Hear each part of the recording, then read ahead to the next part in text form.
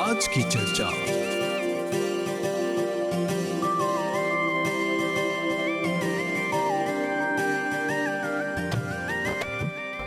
ये Mauritius broadcasting corporation है। शनिवार की चर्चा, आज की चर्चा में आप सबका स्वागत है। मैं हूँ विकास रामधनी, आपका प्रस्तुतकर्ता, आपका प्रेजेंटर, और हमारे तकनीक सहयोगी हैं फैजन, सहायिका दीपशिखा, टीवी प्रोड्यूसर है रितेश मोहाबिर। ये चर्चा इसी समय रेडियो मॉरिशस के फेसबुक पेज और MBC टीवी के तीसरे चैनल पर भी प्रसारित की जा रही है लाइव। इसी समय आप इसमें जुड़कर हमें देख सकते हैं, सुन सकते हैं और अपने विचार भी प्रकट कर सकते हैं। इसलिए आप सबका प्रोग्राम में, चर्चा में पुनः स्वागत है। आज की चर्चा में आज हम चर्चा करेंगे एक बहुत ही महत्वपूर्ण विषय पर, हमेशा की तरह, यानी les assises de l'agriculture पर कृषि विभाग के वर्तमान और उसके भविष्य पर आज हम चर्चा करेंगे। और इस विषय पर चर्चा करने के लिए आए हैं हमारे दो मुख्य अतिथि, दो मुख्य मेहमान। सबसे पहले श्री संजय शंभू, आप फागे के प्रतिनिधि हैं। फागे यानी food and agricultural research and extension institute. Sanjay Shambhu, स्वागत है, नमस्कार। नमस्ते विकास। हमने सके हवंजा श्री अमरजीत बीगू भी, आप किसान भी हवजा और ठेकेदार भी, एंटरप्रेन्योर भी हवजा, आपका भी स्वागत है, नमस्कार। नमस्कार। बहुत धन्यवाद भाई जी, स्वागत है। और हमने के प्रोग्राम में आज एक बड़ा निमन विषय पर बात करब जा, काहे कि हई सबसे जुड़ल बा। जितना हमने के जनता के अभी देखत हवन जा, सुनत हवन जा, सब लोग हई कृषि विभाग जन है, एग्रीकल्चर जन है, हमने सब लोग सब्जी के सेवन कर ले जा, फल खाइला जा, जितना उगावे ले जा भी हमने सब एकर पर हमने बात करब जा। आशीष दिल एग्रीकल्चर कुछ है और इस कर से कौन फायदा होई पूरा जनता के, पूरा देश के, हमने के सब जितना खेतियार हवन जा, खास तौर पे और जनता लोग के भी। संजय शंभू, जन कृषि विभाग है एग्रीकल्चर दुनिया भर के ई संभालेला, ओकरा खाना देवेला, हमने के भोजन देवेला, हमने के जमीन, हमने के धरती माँ है, हमने के ई जिंदा रखेला, तो चाहेला एकरा हमनियों के छाना संभाल के रखे के। बड़ा निमन बात है कि एगो आशीष दिल एग्रीकल्चर आयोजित करल जात बा, मिनिस्ट्री ऑफ एग्रीकल्चर देने से, फागे देने से, इमें बड़ा काम होत बा। ई आशीष दिल एग्रीकल्चर आवत सप्ताह 2 दिन के दौरान लगी, ओकर में ढेर बातचीत हुई, महत्वपूर्ण बातचीत हुई। बातचीत के बाद जन रिपोर्ट सामने निकली, जन कंक्लूजन निकली, ओकर पर अमल करल जाए, जमे कुल मिला के अंततः हमनी के कृषि विभाग के फायदा हुई। बिना कोनो हिचक के, बिना कोनो झिझक के तनि सुन बताव जा, कृषि विभाग के कौन फायदा हुई में? है जन आशीष जो एग्रीकल्चर होई थोड़ा जन हट के रही, ओकर जन दिशा ले हट के रही। काहे कि ई आशीष के बाद एगो ऐसा एगो रिपोर्ट निकली जो ओके बोला सा एगो रोड मैप रही, लेकिन ई एगो नेशनल एजेंडा हुई। कैसे पहले रहा स्ट्रैटेजिक प्लान, तो एगो नेशनल एजेंडा कहते रहा, लेकिन यहाँ कुछ होता आशीष के बाद एगो नेशनल फ्रेमवर्क निकली में कहाँ पर ही फर्क बातें। अब जन हमनी के इंस्टीट्यूशन एग्रीकल्चर बन बातें, उन लोग के चाहेला अब आके दिखे के कि देखा जा अब एगो नेशनल फ्रेमवर्क निकलल बा, एगो नेशनल एजेंडा आगे आल बा स्टेक होल्डर्स के कंसल्टेशन के बाद। तो हमनी अब कैसे सकब सा अपन ऑपरेशनल स्ट्रैटेजिक प्लान अपन आने जन कादरे रही नेशनल एजेंडा में, जमें हमने के स्टेक होल्डर्स और कृषि विभाग के सिक्योरिटी एलिमेंट के फायदा हुई। हाई एगो दूसरा ई है कि जब हमने खोजते हैं ऐसा एगो ट्रांसफॉर्मेशन आने, तो हमने के जन इंस्टीट्यूशन बातें एग्रीकल्चर के, तो पहले कुछ तल अकेले सब कोई काम करता ना, तो अब परियो लोग के संगे कोलाबोरे हो करके कि हाई नेशनल एजेंडा में कैसे सकब सा हमने मिलजुल के काम करे, जमे हम सब ऑब्जेक्टिव अटेंड हुई। दूगो बात बोले जाए मैं भी संजय शंभू, दूगो स्टेक होल्डर की बात बोले जाए। एगो तो अपन कौन कौन स्टेक होल्डर हवन जाए में, और कौन संस्था एकर से जुड़ल बा, तनी सुन बताई बा, हमनी के जितना हमनी के बकत हमनी के जनता सुनत बा। स्टेक होल्डर जन बातें सबसे पहला तो हमनी के जन किसान भाई लोग बातें, जन पशुपालन करें लोग बातें, लेकिन यहाँ से लेके सेक्टर प्रिवे के लिए बा, सिविल सोसाइटी के लिए बा, जब कंसल्टेशन होता है ट्रेड यूनियन भी रहल, एसोसिएशन कंसोमाteur भी रहल, जो इंस्टीट्यूशन इंटरनेशनल में मॉरिस में ओ लोगो रहल, जितना कोई कौन बातें मैम आज एगो पब्लिक में गिरेला तब वो तू स्टेक होल्डर का है देखा कृषि मंत्रालय का लेवा हमने के जन रापो जन को आशीष आगे वो रापो निकलवा कंसल्टेशन दौरान तो वो ऑनलाइन बातें दलाल बा ऑनलाइन रापो हुआ जब में पब्लिक व्यूइंग हुई हाई सब बोल बातें और जहाँ इंस्टीट्यूशन बातें तो एसेंशियली हमने वो खाली हुई है तो इतना स्पष्ट बातें कि ज़्यादा तक जो इंस्टीट्यूशन हमने के मंत्रालय के नीचे गिरेला वो लोग जस्ती कौन हुआ जैसे कि हमने ऐसा फागे तब हमने के पार्टनर ऑर्गेनाइजेशंस मान हुआ एग्रीकल्चर सर्विसेज हुआ एग्रीकल्चर मार्केटिंग बोर्ड बातें स्मॉल फार्मर वेलफेयर फंड बातें तब ऐसे और बातें आपाओ बातें और हमने के कोलैबोरेटिंग इंस्टीट्यूशंस बातें कैसे अभी हाल ही में हमने के मंत्री और आईटीसी इनोवेशन के मंत्री भेंट होल पब्लिकली रहल वीडियो सब चलल बातें मीडिया में जहाँ पर ही होम मंत्रालय हमने के मंत्रालय के आज सहायता दे कैसे से कब सा जन बिला सा डेटा इंफॉर्मेशन मैनेजमेंट करे एआई की तरफ जाए खातिन तो कैसे से कि वो हमने होम मंत्रालय हमने के मंत्रालय के सहायता दे सहयोग बा कोऑर्डिनेशन बा सब देने से शुरू में ही जहाँ बोल दे के ई नॉन शुगर सेक्टर के लासीज रही हाँ मतलब शक्कर के गन्ना के अलग एगो अथी है वो लोग के अपन अलग एगो स्ट्रेटेजिक प्लान है जो एगो रोड मैप है जो लोग ओकर पर चलन जा हमनी के हाई होता खासकर जन सब्जी की पैदावार बातें जन फल के बातें और जन पशुपालन के बातें तो आज स्पष्ट रूप से हमनी की जनता के उपलब्ध की 4028085 402-8085 पर आप 9 बज के आधा से सक बजा फ़ोन करे पर आज हमने गन्ना पर बात नहीं करब जा शक्कर पर बात नहीं करब जा बाकी जन नॉन शुगर सेक्टर हम जा ओकर सब पर से बोले जा फल फूल भी बाई में ना आदि उस सब पर हमनी सब्जी सब एकर पर हमनी चर्चा करब जा लासीज में कौन चीज होई ओकर कौन कंक्लूजन निकली और एकर से कौन फायदा होई एकर पर आज हमनी चर्चा करब जा चर्चा में आज शामिल होवन जा हमनी संगे श्री अमरजीत बिगू बहुत धन्यवाद हमने के प्रोग्राम में शामिल हो खातिन बड़ा बरिस हो गल बा जब से हमने कह होला हमने के प्रोग्राम भल टॉक बाक हम याद बा टीवी पर रेडियो पर कितना होला प्रोग्राम होल बा अमरजीत बिगू बड़ा पैमाना पर अपन सब्जी के पैदावार कर ले जा ठेकेदार हो जा इतना बरिस से अभी सस्टेन करते हो जा कहे कि ढेर कोई अपन अपन जमीन छोड़ के चल गल बन जा इमें आगे नहीं रहल है सब मदद सब सहयोग नहीं रहल हाई जन लासीज होवत बा तू हवा जा एगो किसान भाई कौन फायदा तोहरा लौकत बा होई इमें कौन चीज आगे नहीं रहल अब होवत बा कि कौन चीज अभी होवत बा कि आगे नहीं रहल ऐसे कौन अंतर बा इमें शुरू कर ऐसा पीछे से आगे 9 बरिस आगे जब फूड सिक्योरिटी के डिसॉल्व करलन से जब फिनी करलन सा तो जितना मेजियर जितना पॉलिसी डिसीजन अनलन सा सबको मजा बिना कंसल्टेशन के अनलन सा देखली सा हमनी प्लांटे अमान खाली इंसेंटिव मिलल लेकिन हमनी के प्रोजेक्शन हमनी के सब चीज जितना सिस्टम रहल एटाब्ली रहल सब रेग्रेसे होइली सा पीछे चल गई सा मजा उल्टा गंगा बहता जैसे किडियोली में बोलल जाला मैं सागिद देवां बेफ हमने से बैल के आगे गाड़ी डालते हाँ तो बिना पूछले हमने संगे डिसीजन डाल होता ना फजीर सपना देखलन सा कि चाहे हाई करे के तो आके एपोजे करता ना सा बाकी जाके हमनी के प्रॉब्लम होता है मतलब सच्चाई रहल फील्ड में वो अलग रहल वो लोग के सोच से अभी जो कमा होल बा एगो बॉटम अप अप्रोच नीचे से कोई नहीं सकी बोले एगो प्लांटे नहीं सकी बोले कि रेनियो में ओकरा नहीं बुलावल गल चारों कोना मोरिस के ऑफिशियल फारे official small farmers welfare fund सब मिनिस्टर को विषय जाके 20-20 गो आदमी 10-10 गो आदमी सब प्लांटे के भेंट करलन सा वो लोग के सब संगे समाचार गल कौन चीज चाहना करे कि कौन चीज विचार अपन विचार कर हाउ स्टेप जब फिनी होल तो एगो कंसल्टेटिव रेनियो बुलावल गल फारे देने से हमने सब बैठली सा एनालिजे कर ली सा देख ली सा कौन चीज अच्छा बा कौन चीज नहीं तब जाके प्रोपोजे कर ली सा है सब जाफे हुआ अभी जब लासीज में आई तो हवे चीजवन जो हमने डिसीडे हुई सा जो हमने बचैली सा जाने प्लांटे लोग के सब कोई के सब कहते लीदे हा समझ ली सा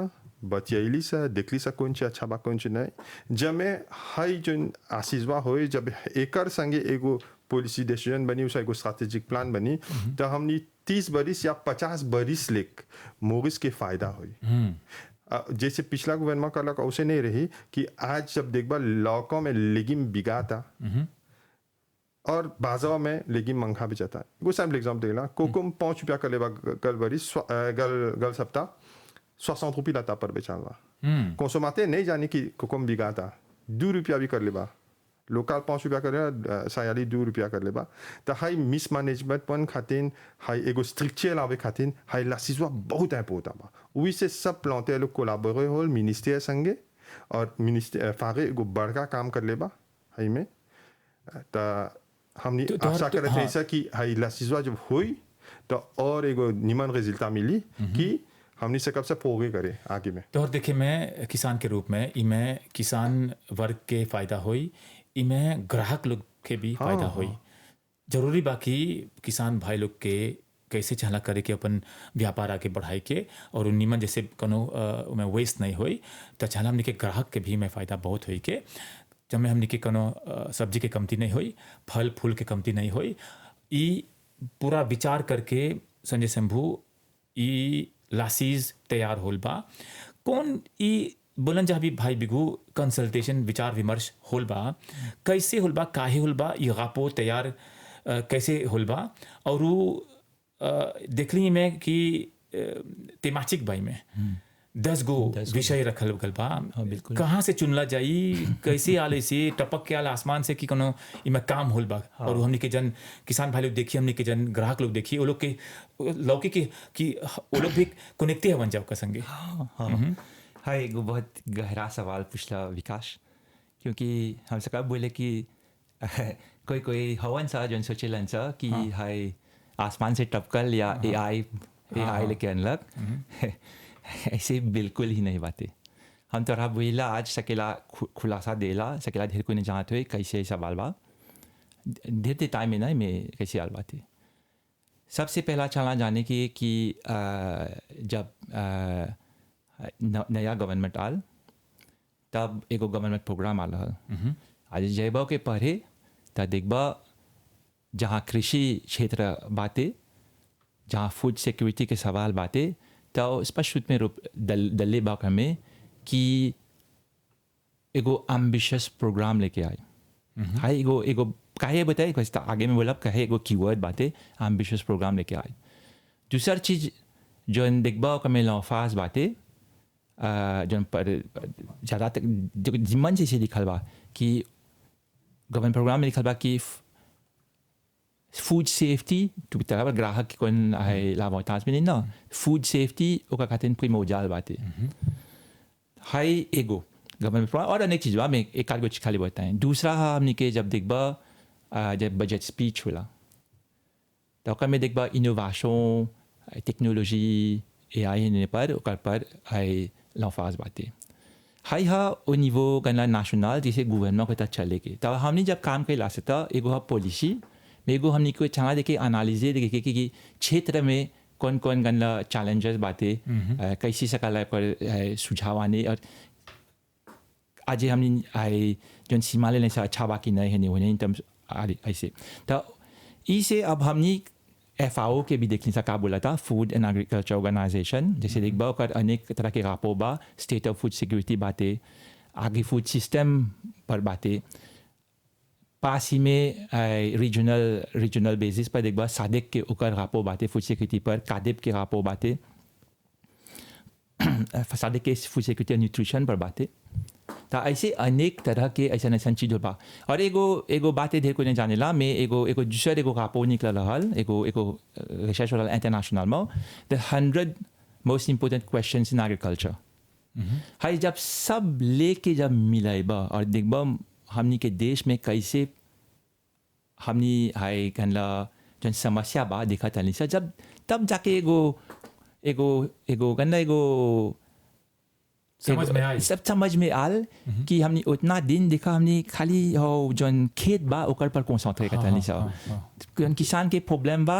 त गनला बने सा हाँ फायर फाइटिंग होता खाली खेत में मिसमा जब है सब देखबा एगो है विजन गवर्नमेंट का था और एगो है जितना चीज निकला बाद एक्सपेरिमेंट काम कर लेबा तब देखबा कि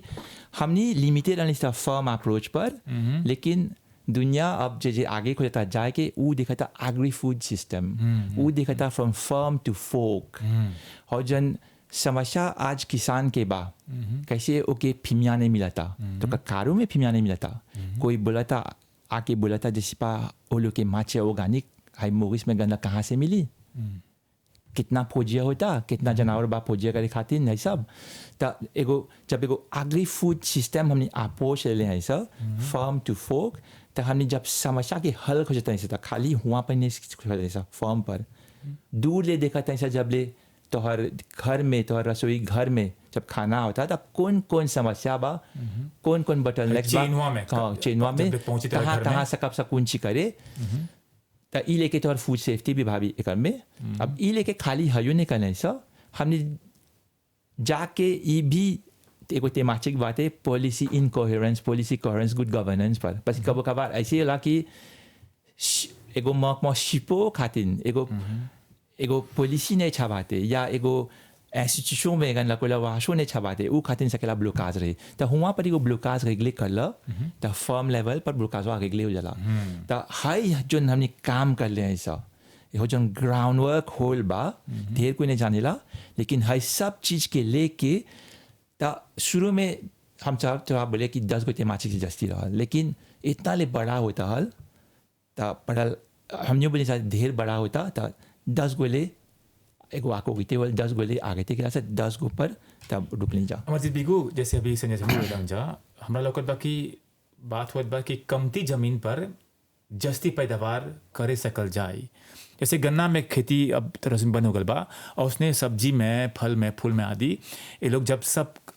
नीचे से लेके ऊपर ले देखें जा, फिर ऊपर से जब नीचे आए जा जब ले शुरू होला कर पैदावार और जब घर में जाला हो कर पौजी फिनाल तो उ में सब में एगो लाशन जैसन बा जब मैं कोनो स्टेज पर कोनो समस्या हुई तो चाहला जन बजा कौन दरवाजा खटखटाई के और तुरंते हो ओकर समस्या के समाधान मिल जाए। इस सब पर हमारे देखे हये पर तू उमें हमरा लोग बाकी इमें तू रहा इस सब तैयारी में commencement से फिनाल ले रली इमें बहुत चीज़ के लावांसमें हो जाने ला। एगो एग्जाम्पल देता है जैसे आलू प्याज और लहसुन के जोन प्रोडक्शन है तो आगे सेक्टर प्रिवे अलग करे वो लोग की स्ट्रैटेजी दूसर हल और प्लांटे लोग की स्ट्रैटेजी दूसर हल। तो दोनों सेक्टर प्रिवे और प्लांटे लोग भेटैली सा रिप्रेजेंटेंट प्लांटे और सेक्टर प्रिवे और जो आलू प्याज में जो काम कर ली सा तो जे आलू प्याज हाई बरिस जो आए प्लांटे गल बरिस के काम हाई बरिस जे अमल होई है लासीज के जितना चीज ले तो एगो प्लेजियर रही प्लांटे के parce कि इमें बहुत चीज जिन टेक्निकलिटीज रहल ड्रेसे कर ली सा पहला आइडेंटिफाई कर ली सा कौन कौन प्रॉब्लम होता ताबिस्मा के कौन प्रॉब्लम होता वो लोग बोलन सा वो लोग के कौन प्रॉब्लम होता हमनी प्लांटे बोल ली सा कौन सी प्रॉब्लम होता कैसे सकब सा एकजुट होके हाउ के निवारण करे को मुझे प्रॉब्लम के समाप्त करे। हमने अपन रिकमेंडेशन कर ली सा हाउ लिखाल तब हौजा से प्रोसेस होके तब हाई पापिवा भी कंसल्टेटिव पेपर बा हाउ में आल तो l'agriculture जे हाई लासीजवा के जितना चीज हुई अमल हुई तब प्लांटे लोग के प्लांटे के हाई बरिस बहुत मजा रही प्लांटे करे के। हमारे देखे मैं कोना बाधा भी होलो ना बाधा बहुत होल लेकिन हमनी जब अपन खाली प्रोफी ने देखली सा कंसोमाते के देखली सा जाने ला एगो बहुत बड़का गैप बा। जैसे आलू के देबा पिटी आलू 6 रुपया में किने सा 25 रुपये बेचे सा, बड़ा आलू 12 रुपया किने सा 25 रुपये बेचे सा। एकर में केकर फायदा होला जस्ती जो इंटरमीडिएट हा वो फायदा होला ना प्लांटे के फायदा होला ना कंसोमाते के परेला हर कुछ पे करे सेमा का होला हमने के पिठी लॉज बा जैसे बोले ले दो लॉज तो हर प्लांटे वा उन जो कंसोमाते वा वो सोचता प्लांटे वा पैसा करता उकर कपार पर जितना मालिक चो जितना बदुआ मिलेला हमनी के मिलेला मौसम के नहीं मिलेला और जो इंटरमीडिएट हो लोग के नहीं मिलेला। तो हाई सब लासेनवा सांजे करे खातिर जब मैं कंसोमाते के पहला एगो निमन प्रोडक्ट मिली दूसरा ओकरा एगो ऐसन फ्री में मिली जो अबोदाब रही और तीसरा ओकरा ऐसन क्वालिटी प्रोडक्ट मिली जो में पेस्टिसाइड नहीं बा जो खाई के उसकी अपन लेका के दे जो डेराए नहीं जो धो के जो देवता धोए के दे मैं जाने की सेफ यूज ऑफ पेस्टिसाइड होल मारो में हाई ये खातिन हाई सब कंसल्टेशन होल बॉटम अप अप्रोच होल सब जितना लास्ट पे रहल बचेली सा कितना प्रोजेक्शन चाहेला करे के कितना प्रोजेक्शन होई जमे कम देखा एगो झगड़ा जे हो गल जो पॉलिटिक्स अभी अच्छा नहीं बा एगो झगड़ा जो हो गल तो हाउ कमिटी में डिसीजन रही जैसे कि एगो बफर स्टॉक चाहेला बनाए के जमे हमनी के एको प्रॉब्लम नहीं हुई पसी मोगी से एगो छोटा लील है सब चीज पर एला एपोते करे के हमनी आलू प्याज नहीं सके सा हर बरिस प्रोजेक्ट करके सेजों हा जैसे दो गो सीजन हाँ आलू के तो परेला बाद में एपोते करे कैसे हमनी सकब सा जैसे 2008 में सेल्फ सफिशिएंट हो गए सा वैन का मिल्टन से जैसे हमने आलू प्रोजेक्ट कर ले सा तो हवे दिशा में हमने काम करते हैं सा जब मैं सकब सा एग्रीकल्चर के मॉडर्नाइजे करे जब मैं सकब सा एनकरेज करे लड़का नूवो जेनरेशन के कैसे घुसे के और जो हमने के बूढ़ा बूढ़ा प्लांटे हुआ सा कैसे उन लोग के सकब सा जैसी सहायता करे जब मैं उन लोग निकलियन सा नवा पीढ़ी आई है एग्रीकल्चर में और एगो एग्रीकल्चर मॉडर्न प्रस्तुत करी बिना घुमा फिरा के तोर से पूछब जा है सब तोहर लौकत बा के एकर जन कंक्लूजन रिपोर्ट निकली एकरा यदि अमल में सकब जा लाए त निमन दिन सामने हुई देखा पहला इनिशिएटिव हमरा जो अच्छा लगल जब प्री कंसल्टेटिव होता जब सबसे समाज ले ली से जब अली सा एमएसआई में हो रहा बनाम हॉल में तो मिनी साके बैठलक हमनी संगे सुनलक हमनी के देखलक कौन काम होता कैसे होता तो एगो l'encouragement मिलल दो तीन गो रेunion कर ली सा मिनिस्वा आल सुनता बैठता तो कुमजे हमनी के समझ ली सा कि सपोर्ट बा दे मीन बिजनेस जैसे बोली ना सर वो लोग के मन कर ले बा कुछ करके और जो फैसिलिटी कुमजे फागे दलक आदमी के सुने के जैसे संजय भाई बहुत काम कर ले भाई में है प्रोजेक्ट में commencement से फिनिशों ले जो सिस्टम में होल ता पहला हाला प्लांटे अपन कारो छोड़ के आके रेनियो में बैठल बा जब मैं सकी अपन पताजे करे सब क्वेश्चन आबोदे कर दी सा जितना चीज रहल जैसे पराठा पकाएला सा उलाट के साइकिल सा हाउस से साइकिल सा जब कोई नहीं सकी बोले कि ओकर जो प्रॉब्लम बा नहीं अनाल है पपियोवा में भाई संजय शंभू ढेर बात होत बा फूड सिक्योरिटी पर और उस सेल्फ सफिशिएंसी पर हरदम कब हमनी दोनों के लेके बोले से इस बराबर हुई है कि चना स्वावलंबी हुई के सेल्फ सफिशिएंट और फूड सिक्योरिटी पर हमारे देखिए मैं एगो टेम बा एगो विषय बा कर महाविषय ही है एकरे सब लेके बाकी सब जन नीचे उतरत बा फूड सिक्योरिटी का मतलब कौन चाहिए खाली सेल्फ सफिशिएंसी ओकरे संगे आवेला नहीं फूड सिक्योरिटी जरा तक कोई जब बात करता बोलन सा ऑटोसफिशिएंस है नहीं खाली वही नहीं है एगो है ऑटोसफिशिएंस c'est-à-dire résilience food sovereignty mais ओकर में और चीज जुड़ल है एक्सेस और सप्लाई तो लगे सकेला सब्जी रही मैं आज तो लगे पैसा नहीं बा खरीदे के पास जगह नहीं बा बेचे के तो एक्सेस एंड सप्लाई ओकर में है फूड सेफ्टी ओकर में है पास की और न्यूट्रिशन काहे कि जन हमनी सब्जी उगावत हैं सब तो जन ग्राहक खाता चंगा सेफ रह के चंगा हेल्दी रह के चंगा न्यूट्रिशियस रह के तो है सब मिला के तब फूड सिक्योरिटी होला खाली एगो चीज लेके नहीं है सब मिला के लेकिन एक पर छोड़ के हम और एक चीज बोलती भाई बिगुजन बोला ना भी कैसे बोला जैसे है रिलेव युवा लोग कैसे आयन सा कृषि में है होने ताजे है जब तेमाचिकवन दिखबा जन बात है हम के रापो में और जन प्री कंसल्टेटिव प्रोसेस में जब वर्कशॉप से कर ले ऐसा तो जितना चीज तू सोचबा फ्रॉम फार्म टू फोक जैसे बोला था कैसे रिलेव आए पानी के माचे ऑर्गेनिक के पॉलिसी पर सब चीज फ्रॉम फार्म टू फोक ओकर में बात है इकर पर सब अब कब शुरू हुई अब तो हर अथी लासिस 27 और 28 जनवरी महीना में बात है ई में क्या आमंत्रित भाई शंभू सब सकल जाए विकास तो हम नहीं कर ले है लेकिन सकब बोले कि एक में तो स्पष्ट बाकी एक में जो लोग कृषि से जुड़ल हो जा वो लोग रहन सा कैसे हमने के किसान भाई लोग हो जा भाई बिगू कर में आमंत्रित हवन ओकर नाम लोकल बा हमके पशुपालन लोग जो कैला वो लोग रहन सा जे जुड़ल बा कैसे कृषि मंत्रालय के नीचे जो डिपार्टमेंट हो जा वो लोग भी रहन जा और जन यानी कि इंटरनेशनल पार्टनर्स बन रही वो लोग आमंत्रित हुए हमारे देखे में पहला हाउल बाकी प्लांटे लोग के भी मंच पर बुलावल गल बा पार्टिसिपेट होई के कंट्रीब्यूट करे के हमरो एगो लोकाजो मिलल बा और पहला हाउल बा हाई आगे कबो नहीं लोग रहा कि आगे ऑफिशियल मुझे बना दे वतन सा जोन पहला हला कि प्लांटे भी आए आगे सामने कंट्रीब्यूट करी जोन क्वेश्चन रिपोर्स रही वो लोग यो सकन सब बोले अपन पॉइंट कैसे डिफाइन करियन सा सब कैसे कंट्रीब्यूशन करियन सा और एगो चीज आजुदे के देवता शंभू भाई कि माटी के कैसे उपजाऊ बनाए खातिर कौन कौन इंसेंटिव चाहे ना डाले के कौन चीज करे के हई सब में बातचीत होल बा खाली एक कुछ नहीं छोड़ा अलवा को मजा। अच्छा बात कर सके पर अभी हमने ई वक्त से प्रोग्राम के आधा हिस्सा भी पूरा हो गल बा एगो पिक्चर अभी बाकी है सक बजा टेलीफोन करे हमने के 40280854 4028085 पर हबी से लेके और 20 मिनट तक सक बजा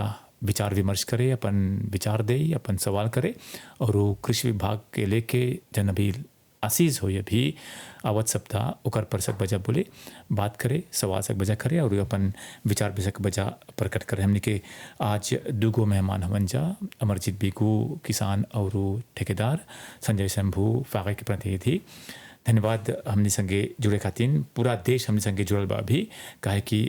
अखा जनता जन वो लोग सब्जी खालन जा सब्जी बोएलन जा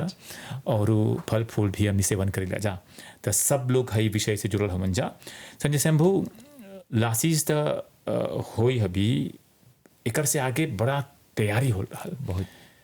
तो ढेर दिक्कत अभी हमने एकर से हो आगे लासीज de l'éducation les assises du travail technology आदि आदि अब तो लोगों का तो एग्रीकल्चर के काहे तो लोगों ने सीधा गए जा थी आसीज में डायरेक्ट और इस सब पर आगे इतना काम होल बा कौन अंतर है सब हमके पिटवाई बा हाँ संभाल देव सा हाँ अच्छा तो देखा देखो आसीज जब होला तो हमनी के ई ख्याल रहल कि जन विषय बातें इतना ले किसी और तैयारी करने से 10 गो जन तेमाचिक बातें जन विषय बातें इतना ले गहरा बातें कि ओकर में चाहेला एगो वाइड कंसल्टेशंस करे की और लासी से आगे चाहेला कंसल्टेशन रह के नहीं सकल सीधा जाए तो वही हमने कोशिश करने जा कैसे हमने कैसे करब सा कि हो जन 10 गो तेमाचिक बातें कैसे भाई बिकू बलन आए कैसे माटी के उपजाऊ रखे खातिर ओकर में देखो तेमाचिक बा regenerative soil regenerative agriculture, soil and water management pollution. ऐसा बात है तो कैसे सकब जा और 10 गो तेमाचिकवा पर कंसल्टेशन करे ताकि हमनी के एगो क्लैरिटी रही आगे जाके कि देखा हमनी के जो स्टेक होल्डर्स बा वो लोग कौन चीज़ सोचन सा वो लोग की का लौकता बोटलनेक्स कहाँ पर बा कहाँ पर चाला हमनी के हाई बदलाव आने के तो जब कर ली जाता एक में आराम से कब बोले कि हम जो रापोवा निकलल बा ओकर में फागे के एको एलिमेंट बातें जितना चीज़ बातें उस सब जन स्टेक होल्डर्स बन बोले बा ओके एगो पॉलिसी फ्रेमवर्क में ट्रांसलेट करके डाल बता 1:1 कोई आल हुई हमने के कंसल्टेशन प्रोसेस में डॉक्यूमेंट पढ़ी वही देखी तोरा बोली कि 1:1 बातें तो हाई हमने कहते हैं एगो एताप रहल जन एकदम से ऐप होता रहल बस ये समस्या बहुत कॉम्प्लिकेट रहल तो खाली है ये नहीं बोलबा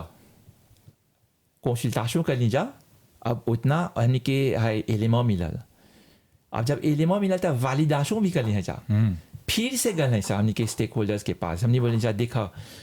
रेन्यू कर लेने जा उतना वर्कशॉप वो सब होल बा तो हमने के बोला जा हाई ABCD ऐसे बोले हो जा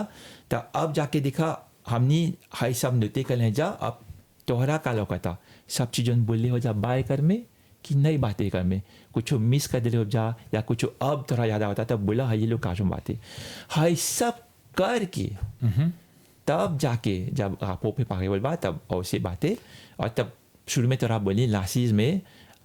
में कौन चीज़ हुई अब क्योंकि अब ढेर चीज़ बा वहाँ पर ही एगो प्रायोरिटाइजेशन प्रोसेस हुई जन से वहाँ पर ही नेशनल एजेंडा निकली में फ्लैगशिप प्रोग्राम्स निकली कैसे अब हमने के इंस्टीट्यूशन मान सकी प्रायोरिटी में ओकर पर काम करे। सकब जा बोले कि है जन लासीज होई उ स्टेक होल्डर लोग के एगो आवाज होई, the voice of stakeholders. It is the voice of the stakeholders and for the stakeholders. है हम 100% 100% तोरा बोला। सहमत हुआ जा भाई बिगू। और l'avantage que c'est là, जब invitation होल बा, त l'association consommateur की भी बुलावल कर हल, écologiste लोग की बुलावल कर हल, और comment dire कोई के बुलाल नहीं है सा, त हाई जब देखबा त आशा करते हैं कि एगो नीमन चीज निकल के आए। पहल का हला मॉरिशस में हुआ बा, बड़ा उम्मीद के किरण वही बाकी बा। हमने के नंबर है 402808 402 80 85 सक बजाय कर पर फोन करे। और आज हमने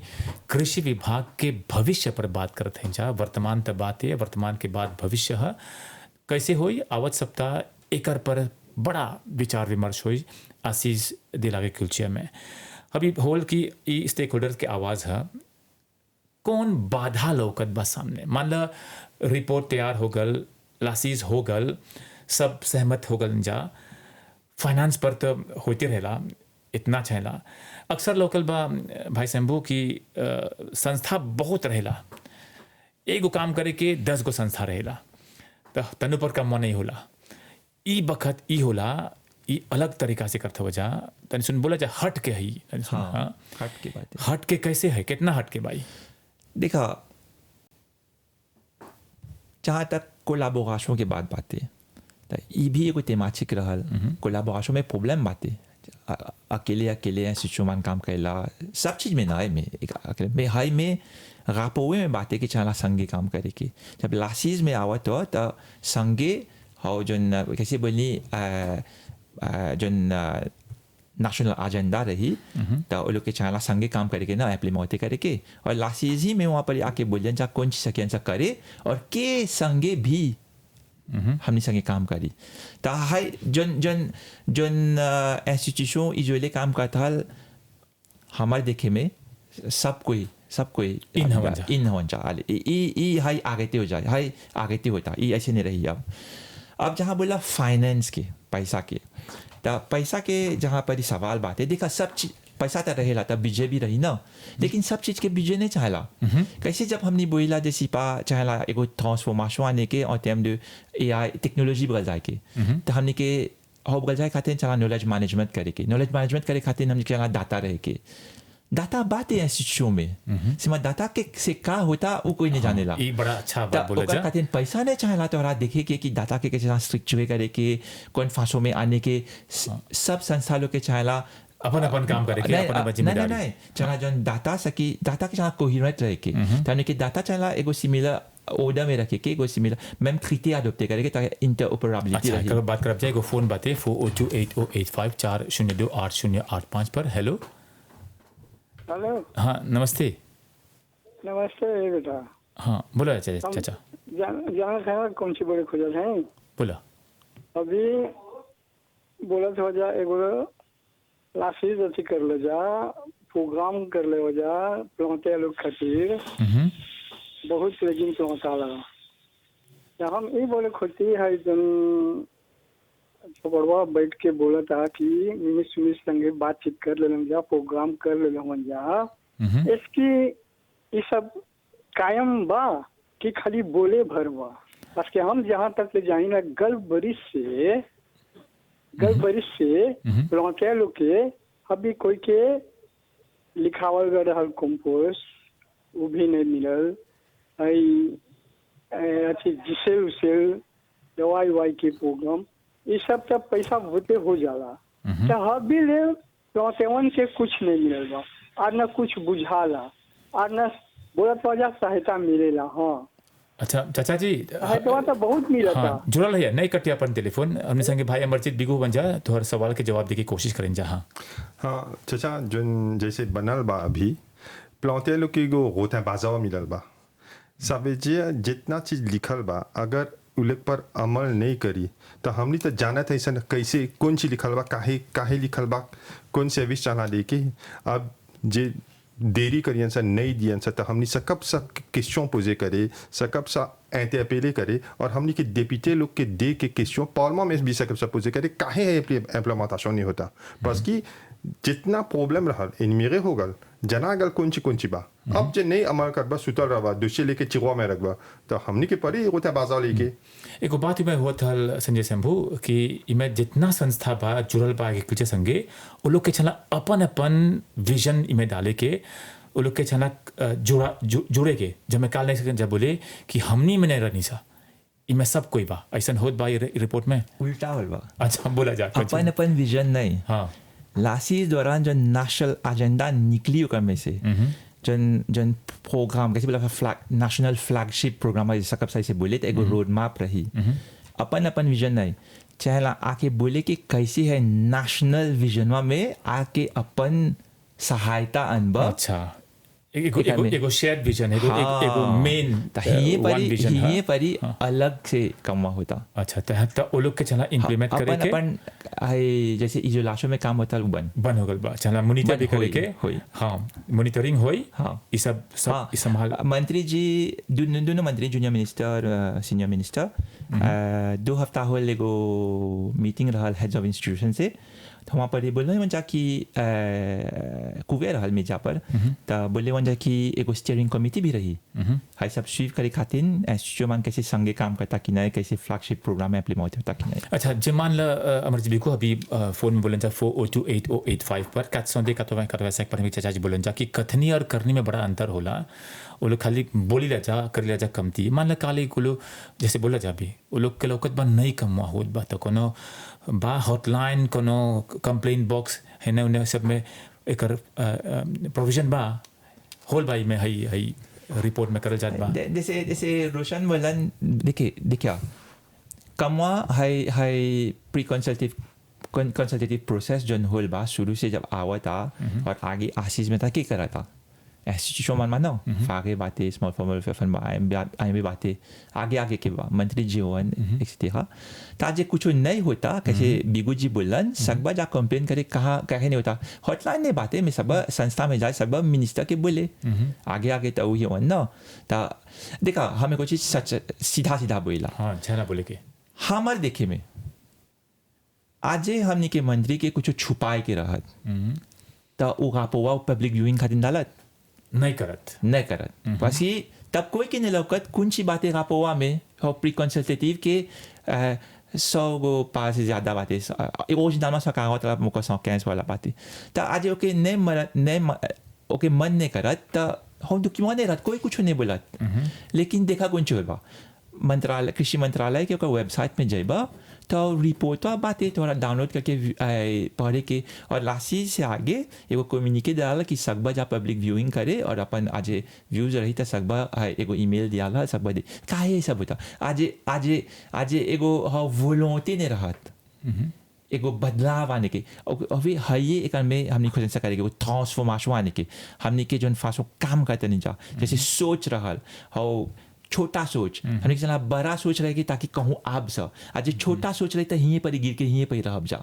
तो आज हाई सब बोलते वहाँ नहीं रहता सब नहीं हुआ हम ही आज हमें को ऑफिशियल रिस्पॉन्सा भाई जी हम जाने ला हमने कमिटमेंट कभी नहीं रहत में हम हाई हमारे जन चीफ एग्जीक्यूटिव ऑफिसर बा हम तोरा बताए उस सकत बिजनेस एज यूजुअल को लेकर हाँ सकत आगे का लीते एगो जैसे निकला था रापो हिन्ने होने जन निकला था है हम कोई को फंसे नहीं कहते जैसे चला था और उसने सकत चला जैसे बोला सब बिजनेस एज यूजुअल काहे वो अपन वो बोला ओके लेट्स डू समथिंग डिफरेंट काहे बोला ओके अच्छा बातें है जितना चीज़ हमने देखा चाहे जाता जाके 10 गो तेमाची संगे जा अपन शिपो देलक ओकरो खातिर नहीं बोला मैं मने बातें बस ओके पर अकाउंटेबल क्योंकि जितना लोग एक में जुड़ल बा हम तोरा सक बोले बस हम लोग संगे काम कर ले हैं जो स्मॉल फार्मर वेलफेयर फंड में हो जा ओकर चेयरमैन हो जा जो मार्केटिंग बोर्ड में हो जा ओकरो चेयरमैन और एगो नया GM भी आल बा सर्विसेज के जो असिस्टेंट डायरेक्टर से बहुत बातचीत हो बा कमिटीज में सब कोई इन हो जा और सबसे बड़का प्रमाण आज अभी जो बातें कबो एगो प्री कंसल्टेटिव प्रोसेस के रापो पब्लिक ना हमके लोकल बा ना हो रहल आज तोरा बा और आज देखबा कुछ नया इम्प्लीमेंट होता तो लगे प्रमाण बातें तब बोला जाने होता संजय शंभू देखा था बड़ा जोली बात होत बा अभी तोहर पर जिम्मेदारी जस्ती बढ़ गल बा बात कर जा अकाउंटेबिलिटी पर बड़ा निमन शब्द ही मैनेजमेंट में जहाँ अकाउंटेबल नहीं रह तो वो कमवा नहीं हुई तो हई अकाउंटेबिलिटी तो लोग के रिपोर्ट में तैयार करत हो जा में बा चाहला सबके अकाउंटेबल लेके अमरजीत बिगू किसान हो जा ढेर बरिस से अपन जमीन के तू रोपेला और ये बिजनेस में हई व्यापार में हो जा तरह बात होला भी जवान लोग के हमने के युवा लोग के कैसे ही में छला अट्रैक्ट करे के आकृष्ट करे के इहो पर ही मैं बात होल बा नहीं तो काल जे हमनिए करब सा त चाचा दादा लोग करे तो फिर खाए के कुछ नहीं मिली हमने की जना खाली यहाँ पोते करे के जस्ती और चाहला गलेब के हमने के काम करे को लोग खातिर जाने ना जो युवा वर्ग बा वो लोग चपोतल पूरी नहीं खाई जोन है प्री कंसल्टेटिव जोन उवेचा होल बा जैसे सब कोई सकी जाके देखे एक क्यूआर कोड बा ओकरा स्कैन करके क्यूआर कोड काहे डालाल जब मैं जेनेस लोग भी इंटरेस्टे हुई और जब देखबा है दो पिछला बरिस बा जेनेस लोग बहुत आलबा डिप्लोमे ग्रेजुएट जेनेस लोग जो निमन बिरो के काम छोड़ के आके प्लांटेशन में घुसल वन सा जब हाई सब देखबा त उ लोग संगे बाजिने नहीं सकबा करे जे एगो कार्ड नहीं रही जे एगो सिस्टम नहीं रही बनाए के लागे के जवा करे के तो उ लोग भी बेफाजे हो जाए नहीं तो उ लोग छोड़ के भाग जाए तो फूड सिक्योरिटी के एगो बड़का प्रॉब्लम हो जाए parce कि अब ये एगो छोटा सा प्रोडक्शन हो गल बा parce कि आगे सिस्टम से निमन से नहीं रहल तो अभी प्रोडक्शन से लेगिम के जैसे प्रोजेक्ट होता बिगाता बहुत लेगिम बिगाता लौकों में पहला हला होल बा l'histoire में कि इतना लेगिम रोज के बिगाता 10 à 12 टन लेगिम बिगाता हवे चीज जब लौका दूसरा तीन गो प्लस में रहा लेगिम नहीं बिगाता हल अब सोच मिसमैनेजमेंट बात अभी एगो पूरा जैसे बोली सिस्टम खराब पसी अब हाई ड्रेसे करे खातिर परता हाई सब स्ट्रिक्चर आने के जब मैं जो नूवो जेनरेशन आई जब हाई पपिया पढ़ी तो जानी कि हाई चीजवा बोले रही सा हाई बरिस में इम्प्लीमेंट हुई और एगो चीज जब लासिजवा में चाहला करे के बोलब सा कितना लेता ले हाई हाई तेमाचिकवा इम्प्लीमेंट करे के एगो सिस्टम चाहला डाले के कि हाई 3 महीना में से कब सा इम्प्लीमेंट करे हाई ला 6 महीना में हाई 10 महीना में हाई एक बरिस में और कितना प्रोडक्शन से कब सा अचीव करे हाई सब जब प्लानिफाई रही तो जे कोई इन्वेस्ट करी जैसे तबिया भाई शंभू बोलन डेटा जब जनाए कितना आलू प्लॉटाल बा कितना पलामुन प्लॉटाल बा तो श्योर प्रोडक्शन नहीं हुई ऐसा प्रोडक्शन हुई कि बखत पर हुई और अवेलेबल हुई जब सब कोई के एगो निमन दाम पर मिली बहुत बरस आगे अमरजीत बिगू भारत देश में एगो कृषि प्रधान देश है ओकर जितना जवान लोग बाहर जितना पढ़े अमेरिका में इंग्लैंड में वो लोग वापस लौट के मेकनाइजेशन कर ले जा बड़ा इंजीनियर लोग अपन काम छोड़ के अपन जमीन के रोपत हलन जा मेकनाइजेशन के माध्यम से आज तक एआई भी चलाल बा ऑटोमेशन चलाल बा आईटी टेक्नोलॉजी के माध्यम से ढेर सा कब्जा करे हमनी के देश में कहाँ है सा हाई स्तर पर ये लासीज में एक पर बात विचार कर ले हो जा करब जा और होता प्रीकंसेप्टिव प्रोसेस में जैसे बताएं तो हमनी एगो ट्रांसफॉर्मेशन को तैसा in the way we think in the way we act in the way we see things तो ये तरह बनी शुरू में कि हमने खेत से लेके तो और घर में जब सब्जी ढुका था तो सब देखा था सलाशनवा में कुछ था तो हाई जन तू बोला तो ओकर में एगो सेगमा गिरेला में हाई सब चीज़ हमने देखा था और जहाँ देखा जहाँ तू बता एआई अपने आप नहीं चलेला एआई ऐसी नहीं आवेला एआई होई आगे चला मशीन लर्निंग रह के वो चला एल्गोरिदम रहे से आगे चला डेटा रह के तो ये तो एगो फुल एगो थीमेटिक बात है में इंफॉर्मेशन नॉलेज मैनेजमेंट पर ओकर में बात है और यूथ एंगेजमेंट ओकर टाइटल बात है जैसे बोलते जा तो एकर पर चला आज बचेते रह जा खाली एआई पहला तो चला ग्राउंड वर्क रहे कि ना डेटा पर तो चला डेटा रह चला शुरू करके वो कमा हाई सब डेटा चला ना इकट्ठा करके हाई सब डेटा चला ओपन रह के ओपन डेटा बोला सा तब ना जाके हमने के जो स्टेक होल्डर्स बात सब भाई सब जितना डेटा बातें इंफॉर्मेशन बातें लोग की विजिबल रही तब ना सकें डिसीजन ले एकर पर लेके सकेला नूवो चिप एंटरप्रेन्योरिया भी सके डेवलप हुई बस आज जब डेटा बातें तब लोग जैसे स्पष्ट रूप से लो कि कहाँ पर ही कमी बातें कहाँ पर ही ज़्यादा बातें कहाँ पर ही एक क्रेनो बातें तब न जाके ढेर चीज डेवलप हो ऐसे मतलब कि आज भविष्य बात है सब्जी के व्यापार में फल फूल के व्यापार में अभी अखबार में दो तीन सप्ताह आगे देखने जा एगो कपल जन है जोड़ी जन है अपन काम छोड़ के अब जमीन के संभालत बन जा यानी कि भविष्य बात है मैं जाने के कैसे मैनेज करके ओकरा और हये लासीज में एकर पर दिशा दी बजा एक न्यू डायरेक्शन मंत्री बुलेल भी अभी गल कुछ दिन में फ्लैगशिप प्रोग्राम पर बात कर लन जा इहू जुड़ल बा है लासीज से एकर रिपोर्ट से जन बोलेला जहाँ तक हमके याद बातें वो बोलक कि सब जो इंस्टीट्यूशन बातें वो के चाहेला सब इंस्टीट्यूशन के को 5 फ्लैगशिप प्रोग्राम से के आए के और साथ में चला काम करे के इजुलाशों में नहीं और बोलन जे कि बिना लासीज के ओकर लासीज तब बाद में मानो लेकिन हो गापोवा तब बातें हबी से चला शुरू कर दे के काम करे के तो हाई बातें हाँ और लासीज द्वारा जैसे बोलते हैं जो नेशनल रोड मैप चल रही तो सब इंस्टीट्यूशन के बोले कि कैसे वो लोग रोड मैप में सकें चले संगे तो सब वो लोग के प्रोग्राम सब फ्लैगशिप बोले ऑपरेशनल प्लान बोले है नहीं होने तो कैसे प्रतियोगिता में एक आध फ्लैगशिप प्रोग्राम अन्य सा जो नेशनल पर गंदा सकें साथ साथ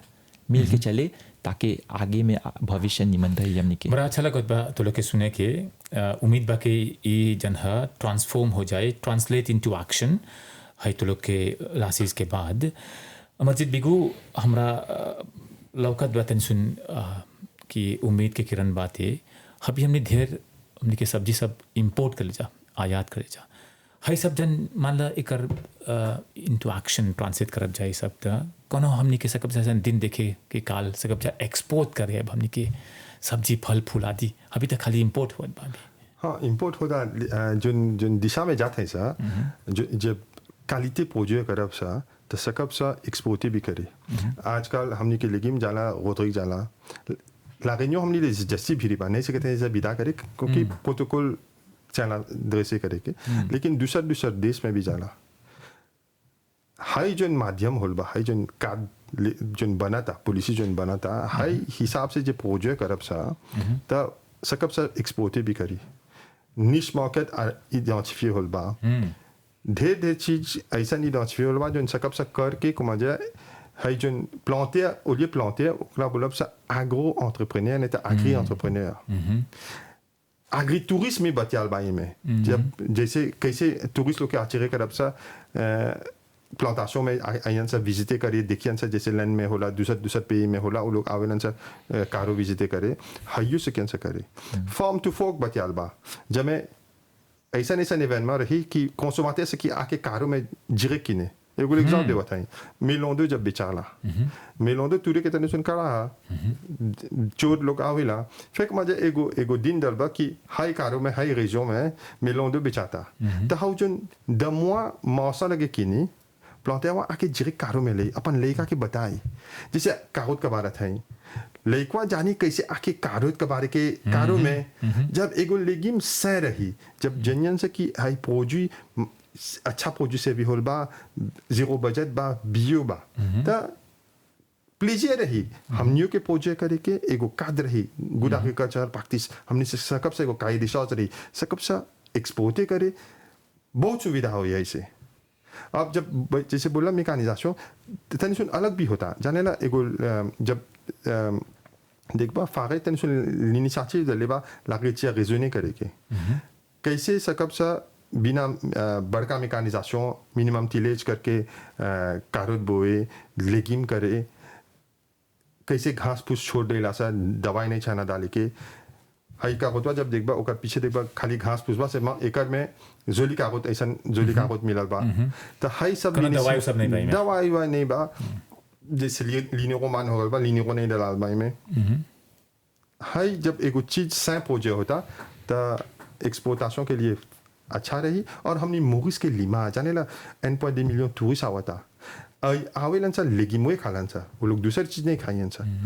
जब है हमनी के लेगिम वो लोग के रापो मिले कि हमनी के लेगिम अच्छा बा खाई के सै बा खाई के तो हमनी के एगो निमन पिबिस्ते होई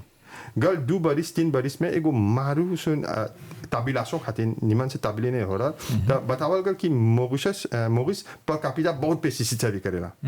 और ओकर में खाली कैलकुल में एगो एरर हो रहा हमनी के एगो ब्लैकलिस्ट हो गल 2 बरिस बोली से कोरिजे करे के ऑफिशियल लोग बोलन से कोरिजे करे के एफआओ के नहीं कोरिजे करलक ऐसे जाए हबिलेक बराबर बा भी। हबिलेक बराबर बा आदमी सोचेला सब प्लांटे लोग अपन पैसा जस्ती हो गल बा उसमें चाहना बिगे के तो जितना इनिशिएटिव होता जितना फागे सहायता करता और जब भाई शंभू नियर ऑफिशियल रही जो इनिशिएटिव लेवेला जो गिदे करेला अपन प्लांटे के और जो सहायता करे भाई पपियो बनाए के दिन रात एक कर देबा तो ऐसा इनिशिएटिव रही तो प्लांटे लोग के बहुत सुविधा हुई आगे में। भाई शंभू समय होत बा कौन आखिर में कौन उम्मीद कौन एक्सपेक्टेशन बाते है आशीष के बाद एकर फॉलोअप कैसे रही अब? दूगो चीज बोला एगो आशीष द्वारा और एगो आशीष के बाद एगो एक्सटेंसिव प्री कंसल्टेटिव प्रोसेस से गुजरल नहीं जा जहाँ पर जितना चैलेंजेस रहा जितना असुविधा रहा सुविधा में ट्रांसलेट करल बाते ऐसा भूल बा तब जाके डॉक्यूमेंट मिलल बा एगो पॉलिसी लेवल के डॉक्यूमेंट मिलल बा। लासिस में जब जे आए तो हुआ पर ही लासिस एगो फोरम ने आके वहाँ पर जोन प्री कंसल्टेटिव में रहा हमारा हाई प्रॉब्लम बा हाउ बोले के लासिस में जोन होता जोन हमनी के रापो निकलल बा 10 गो तेमाचिकवा पर ओके हमनी पसी 2 दिन में जैसे बहुत है देखबा रापोवा के 10 गो तेमाचिक में बहुत कठिन था 2 दिन में जोन हमनी के प्रायोरिटी लोकल बा ओकर में 10 के लेके ओकर पर हमनी वहाँ पर ही विचार करब जा अब तो लोग के जो आए हुआ परी वो लोग के परी हुआ परी प्रायोरिटाइज करके बोले के देखा ता इतना चीज बा हाई सब चीज़ों में कौन हमनी खातिन हमनी किसान खातिन हमनी पशुपालक खातिन एगो कौन हमनी के एगो सीमा लोग तो हमनी की प्रायोरिटी है कहीं को वोटिंग टाइप कहते हो जाए ऐसे नहीं मैं सिंप्लीफाई करके बोलता है गन्ना हुआ परी 20 गो चीज लोकल प्रायोरिटी है करना मतलब मोस्ट अर्जेंट सबसे आके ओकर बाद तो लोग जो वहाँ पर ये बचा तो लोग 20 गो में अच्छा हाई 15 सबसे बेस्ट हमने खाते न रखवा जैसे प्रायोरिटी रही तब 14 तब प्रीमियर हुआ तब ऐसे करके तब एगो प्रायोरिटाइज नेशनल एजेंडा निकली है तब लासिस ही दौरान तब इंस्टीट्यूशन बान बोली कैसे है जो हमने के स्टेक होल्डर बोलक हुए पर लासिस में तो हमने एक में कैसे सकब से आके सुविधा लाने कौन योजना हमने आके सकब से निकाले ताकि सकब जा जन तो लोग बोलले हो जा ओकर पर हबिये ही से शुरू करब जा काम करे के तब ओकर बाद जन रोड मैप बाते तो एगो तब बुलंदा इंस्टीट्यूशन कैसे सकी संगे काम करे तो रोड मैप में कैसे सकब से हमने सब कोई हम बोलब खाली इंस्टीट्यूशन नहीं एक में हमनियों के रिस्पॉन्सिबिलिटी बा एगो किसान के द्वारा एगो किसान की तरह एगो पशुपालक की तरह एगो ग्राहक की तरह एगो नागरिक की तरह कैसे सकब से अपन बुताने सुजेशन आने ताकि सकब से हो नेशनल फ्रेमवर्क पर हो विजुअल पावरफुल पर सब के संगे चले एगो टाइम फ्रेम रखल गल भाई में अमरजीत बिगू कि हाई इतना करब तय कर बाद में 6 महीना बाद में चना हाई देखे के एक बार इस बात में इतना निकली तो हम जब भी जाइला रेन्यू में तब डंडा लेके जाइला हम इंसिस्टे करब कि परफॉर्मेंस इंडिकेटर चाहिला डाले के जब मैं जानब सा कहाँ जाते हैं सा कहाँ लेके आल है सा तो कौन चीज हमने के फिनांस कहाँ लेके जाता है और हम हाई में जोर डालब जब लासिस हुई जब मैं जितना हाई जिफो कर ले सा पानी में नहीं जाए। बहुत धन्यवाद अमरजीत बिगू आप किसान हो जा और ठेकेदार भी श्री संजय शंभू फागे के प्रतिनिधि इतना सब जानकारी दिला जा तो लोग के बहुत बहुत शुभकामना मोरिस के बहुत बहुत शुभकामना कि ऐसा एगो काम होत बा जब हमनी के देश के फ़ायदा होई पूरा जनता के फ़ायदा होई। ये चर्चा यहाँ पर समाप्त होती है। आपने ध्यान दिया इसके लिए बहुत धन्यवाद। हमारे आज तकनीकी सहयोगी थे फैज़न, सहायिका दीपशिखा और टीवी प्रोड्यूसर रितेश को भी बहुत धन्यवाद। आपने हमें ध्यान से सुना। अगले सप्ताह फिर मिलेंगे एक नई चर्चा के साथ। याद रहे कि ये प्रोग्राम आप फिर से देख पाएंगे दिन के 2 बजे आज टीवी के तीसरे चैनल पर और